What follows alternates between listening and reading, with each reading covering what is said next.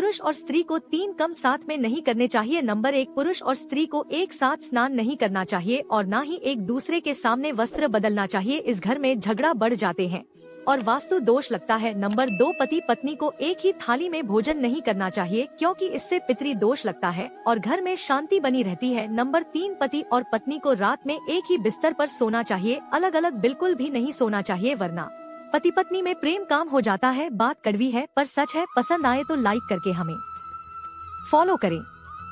जो व्यक्ति बार बार बीमार हो जाता है उसको सीधे हाथ में अष्टधातु का कड़ा पहनना चाहिए। मंगलवार के दिन यह कड़ा बनवाना चाहिए और शनिवार के दिन इस कड़े को खरीदकर हनुमान जी के मंदिर में बजरंगबली के चरणों पर रखकर हनुमान चालीसा का पाठ करें। इसके बाद कड़े में हनुमान जी का थोड़ा सिंदूर लगाकर बीमार व्यक्ति को पहना। दिन पीतल से गुरु, तांबे से मंगल और चांदी से चंद्र बलवान होता है। पीतल, तांबे और चांदी का मिश्रित कड़ा पहनना नुकसान नहीं देता क्योंकि इसमें सभी धातु है और समान मात्रा में है, इसलिए इसे ग्रहण के ऊंचे या नीचे होने का असर नहीं होता। जानकारी अच्छी लगे तो महादेव के सच्चे भक्त हमें लाइक करके फॉलो अवश्य करें। मृत्यु के 24 घंटे बाद आत्मा अपने घर वापस क्यों आती है? गरुड़ पुराण के अनुसार व्यक्ति की मृत्यु के बाद 2 यमदूत आत्मा को यमलोक लेकर जाते हैं और वहीं उसे उसके जीवन में किए दिखाए जाते हैं।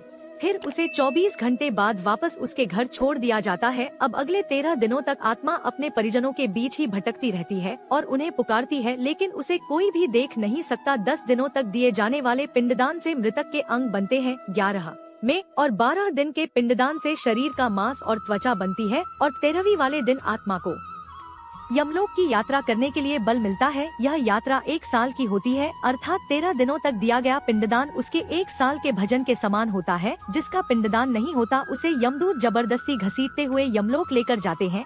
श्री हरि के लिए वीडियो को लाइक करके हमें फॉलो अवश्य करें। शराबियों का अगला जन्म किस योनि में होता है? पहले गरुड़ पुराण के अनुसार जो व्यक्ति शराब का सेवन करते हैं वह अगले जन्म में कुत्ता बनते हैं, उसके बाद भी मेंढक की योनि में जन्म लेते हैं।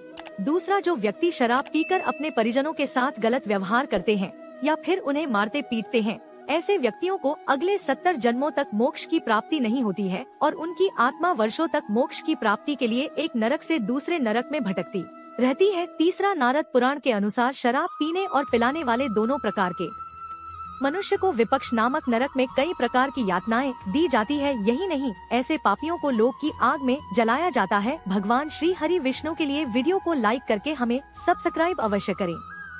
बाथरूम में भूलकर भी ना करें, यह काम नहीं तो उम्र भर पछताओगे। बाथरूम में कभी भी निर्वस्त्र होकर नहीं नहाना चाहिए क्योंकि निर्वस्त्र स्नान मुर्दे को कराया जाता है। स्नान घर और शौचालय कभी भी एक साथ नहीं होने चाहिए क्योंकि बाथरूम शुद्धिकरण की जगह मानी जाती है और बाथरूम में शौचालय होने से स्नान करने के बावजूद भी हम अपवित्र ही रहते हैं।